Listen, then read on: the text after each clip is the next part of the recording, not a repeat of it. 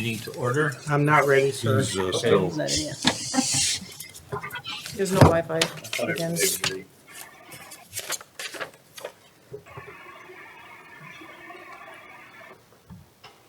Jeff's the lucky winner tonight. Won the prize. Still connecting. Trying to connect, isn't it? Yeah. What do you think there, honey? Did you click on it? Which one? Okay, trade What? show last week for CEO. That was a nice event.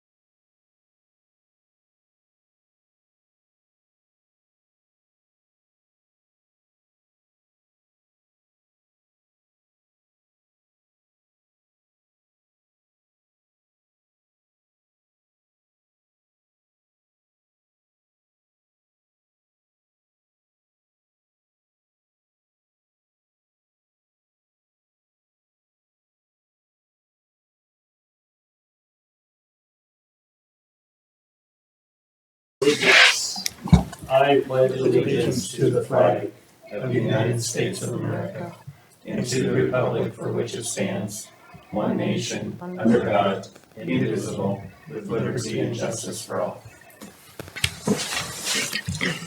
Sarah, can you read our mission statement? The mission of the Marshall Public School District is to educate, support, and prepare all learners for success. Thank you. Next item is approval of the agenda. Motion to approve. Second? Motion by Jeff and a second by Sarah Runcie to approve the agenda. Any additions or corrections? If not, I'll call for the vote.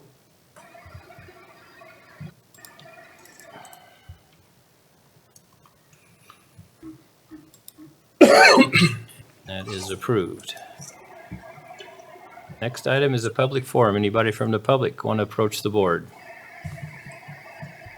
Seeing no one, we'll move on to our presentation. Welcome, Dan. Come on up. You're up.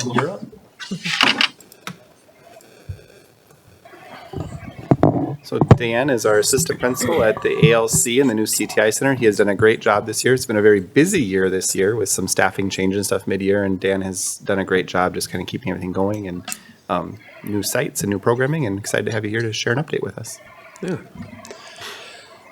Hello, everybody.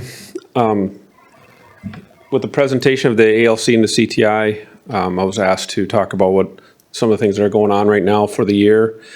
First off, with the ALC, it's been a blessing, actually, in my opinion. This is my first year, so I didn't have to teach or work down in those other buildings, but from what everybody's telling me, that when you walk in that place, it's so quiet. It is, the students aren't running around. Because if you remember the old building, which most of you probably do, it was just wide open with, partition walls. Now we actually have doors that kind of, don't want to sound like we're being restrictive, but they're actually staying in their rooms more because they're not floating around, because we actually have doors. We have walls. They can't throw anything over across the top. I mean, it's just been so much more conducive to learning, an actual learning environment for these kids, that it's been a huge plus for us. Well, it's the most simple things we hear. Like even like someone wants to show a movie in class or something, the whole wing had to turn off the lights in the old building to be able to do that. So, Right. Yeah. just those little things that we take for granted. So yeah, I mean, like I said, it feels like a school. It actually feels like a school now. We've had great partners with Southwest and Southwest Service Co-op. They've been very willing to help us out. And like this past year, Southwest has done all our fire alarms for us. We haven't had to call and do anything else. We just set up with them and they come over and set it off, because their system's all interconnected, so they kind of have to anyway. So it's really been helpful for us. Tony Newbile is if I have to give him a call because something's up, he's got somebody there right away, take care of like the plumbing or whatever. So it's been a great partnership so far for us. So I have to give a shout out to them. We'll go next one. CTI, classes are going well. Manufacturing, right now they're busy working on projects. They're finishing up their welding tasks they had to do. Now they're really getting to doing some projects. It's going to be some learning for us, learning curve, because a lot of students haven't had to deal with big projects. For example, we have one student there that's working on a fire ring for themselves, or I think it's for a sister actually. And so you can see that up top picture up there. But we got a couple trailers being built that we got kids trying to learn how to actually metal fabricate, something like that. I'm going down to the future plans there. I'm trying to see and push these kids out into industry, so they could either go to a tech school or go to a 4-year or go right straight to industry. And so the welding tasks themselves and certification is nice. But if you go out into the actual industry, for example, I was talking about spec systems up in Granite. They have their own inspector there. They train their people to weld like them. Mm-hmm. They have to weld the certification towards their standards. And so you're going to find that a lot anyway. So if they have a certificate from a college or from the high school, they're still going to train them how they want them to weld. So getting the skills of actually measuring stuff out, cutting stuff out, and then actually assembling them and actually producing an actual product, I think it gives them a big, broader picture of what industry's like than just the welding certification. So hopefully we'll push it more that direction. That's where the plasma table as well as the CNC mill comes into play. We just got those two this year, January. One came over Christmas, one came in January. The CNC plasma table, as you can see, that fire ring, that's actually what cut that out. And we have a slip roller down there to roll it into a round circle. And so even the bottom, he's got a bottom in that, so it's not going to sit just directly on concrete. So he's got legs there, as you can see. But he cut that bottom out using the same thing, using the plasma table. So you don't have to sit there and try to measure out and try to cut that out by hand. We can actually get a full circle, and a true circle for that matter. On the other side there to the left, you'll see that's, if it looks familiar to somebody, that's the rotary symbol. I was asked to make a bunch of them to hand out as like a gift for coming down, visiting, and as well as offering financial donations, things like that to the programs. So anyway, that we're busy making a bunch of those down there as well, and that's all done by the plasma table. We couldn't do that by hand. Try to cut all those out by hand it'd take us forever, and we don't have a steady enough hand to do that. With the CNC mill, it's not quite up running yet. It turned out that we had to assemble it all, and I'm still busy assembling it. I haven't had enough time to finish it. But the idea there is, again, there's so many more things, not just welding. There's machining, that's an aspect of it. To get these kids into a machine shop where they're actually working with the mills and the lathes as well. That'd be our next project that I'd like to try to get there too, is a metal lathe. Then we can actually build, for example, the whole axle system of a trailer if we wanted to, because now we'd have a lathe there. We can spin down the actual spindles to be able to put onto the trailer. We could actually probably make our own hubs if we really want to get into it, but that's way down the road before we ever find enough students that would be able to have the skill to do that. But the idea is, if it's CNC, we just draw it up, set up the machine, and let the machine do the work. So it really takes that air out of human air out when you do things like that. And you're going to see that in actual industry anyway nowadays. When you go over to Action Manufacturing, I mean, the types of mills and lathes, and as well as the laser cutter that they have over there, I mean, it's all CNC. And so it's all moving in that direction. We have to get our kids exposed to it. The autos, again, they're working on projects right now. It's primarily a project-based class anyway. As you can see, there's a picture of some kids working on a car, but they're doing everything from brakes, oil changes to, we have one engine that's already out of a vehicle being disassembled right now, and they're going to try to overhaul it. Now we're running out of time, so now they're looking at different alternatives, things like that. But that's really what the class is about. In the future, though, we're going to probably have to reduce that down. Right now we got 3 sections, or we have 2 sections now, and we had 2 sections, I think, in the fall. So we had 4 different sections. We may have to condense that down, because if we want to build up the manufacturing aspect of it, we're going to have to probably provide more time to do that, as well as if we want to involve small engines, or actually power sports is what we're referring to it as. So it's a step up from the small engines you'd have at the high school. So you'd go to your power sports engines. So therefore, kids would then be working on your snowmobiles, your ATVs, your snowmobiles and things like that. So then they could work for like Action over along 23 over there, for example. So we don't have any of that right now in our school district, so that'd be a place where we can add, where we're trying to add. I think we actually have, 30 kids signed up for it right now, but we're gonna have to reduce that down. Another avenue that we can eventually get into is diesel. We don't do any diesel down there as well, so that might be down the road where we can eventually get into that. But then that's going to involve more time, more instructors, to be honest with you, because if we run manufacturing and autos, if we start adding all these different types of electives, either we have to be very creative in our schedule, or we need to have enough bodies enough teachers, in other words, to be able to offer those electives. CNA, right now they're getting close to their 16-hour field experience soon, because we're getting towards the end of the quarter, or actually in the semester. So they're working on that.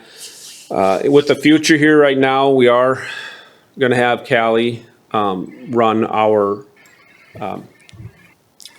medical terminology course, as well as our medical careers course. That's going to be down at the CTI as well.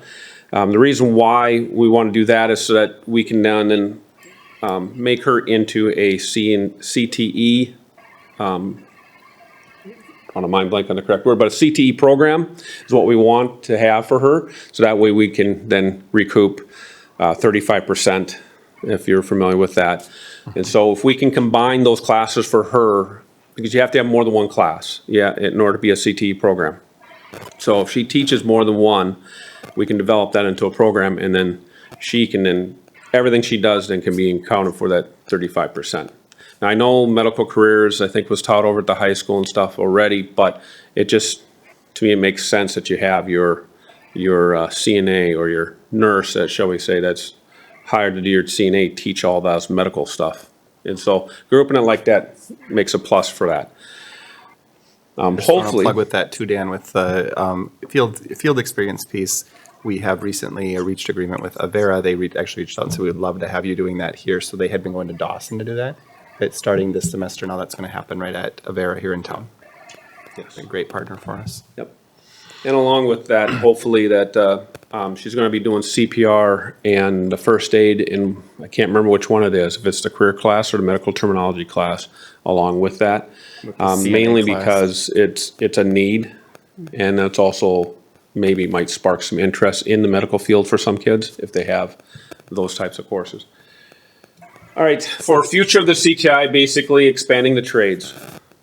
We are in a deficit of plumbers, we're in a deficit of electricians, carpenters, all those types of things. So we need to try to look towards expanding those trades. I know we had talk about possibly doing construction trades here. Obviously, it's not gonna happen this next year. Maybe in the near future, we can get that going. That would involve another instructor though, because we can't have one instructor teach as many blocks as they are.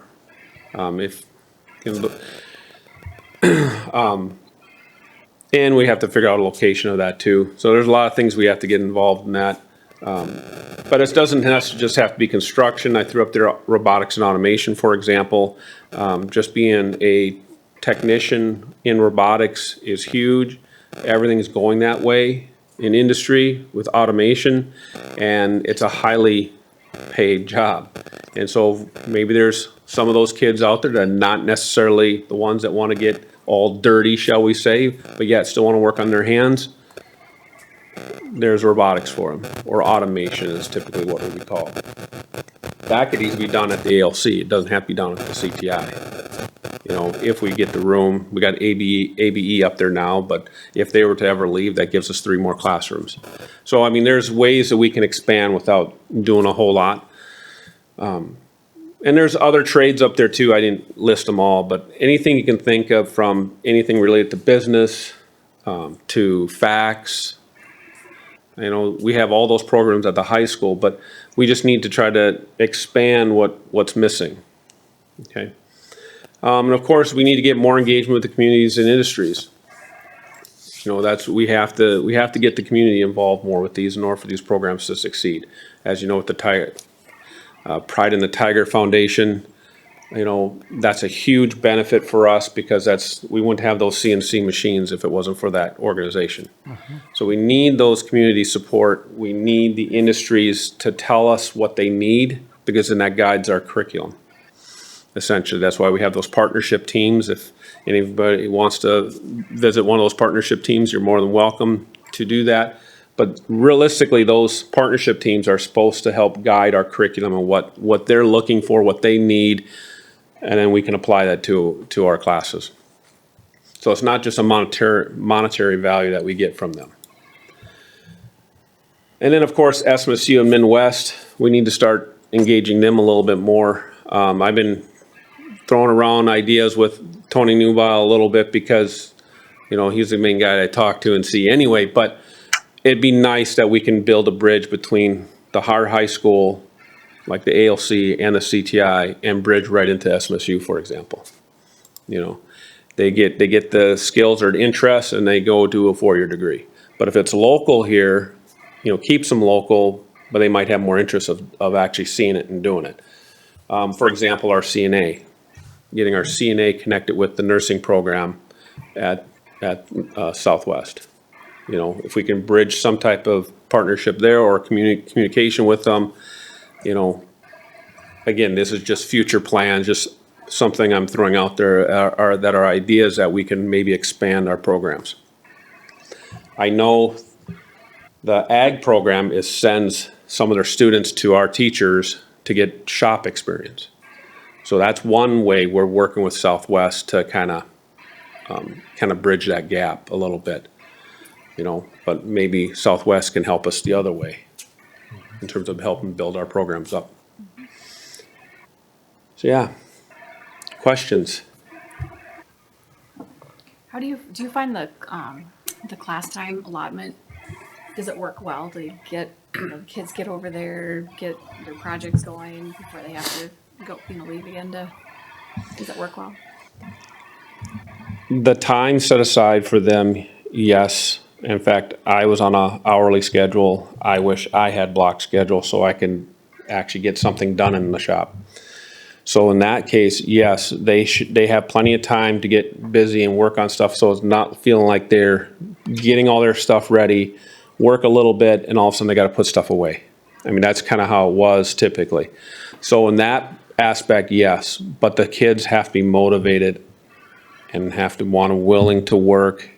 Otherwise, they'll get done 30 minutes and they're sitting around, things like that. So, like I said, it's a learning curve for all of us out there to be able to be motivated to actually sit down and build this trailer for an hour and a half. It's having that motivation to do that. Time management. Time management, yes. And that's, again, a soft skill that we as instructors down there try to teach them. So, I know I can speak for prior boards that CTI has been a dream that they've tried to work into the program for 15, 17 years ago. And now we have land and a building and we have community engagement. So I think it's headed the right way. So we've come a lot. Hopefully it doesn't take 15 years to make it grow more, but Right. we'll get there. yep, just takes time and of course money, but we'll get there. You just got to keep the motivation and the dream alive. Thank you, Dan, for Thanks, sharing. Thanks, Dan. Yep, I love it.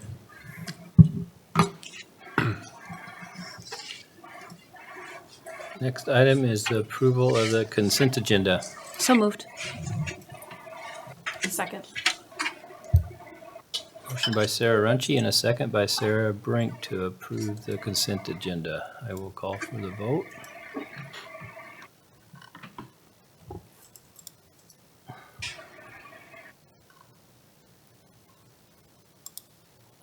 That is approved.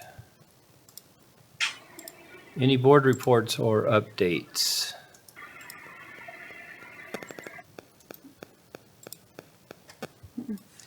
Hearing none, I will adjourn the meeting. Thanks, everybody. Thank you, everyone.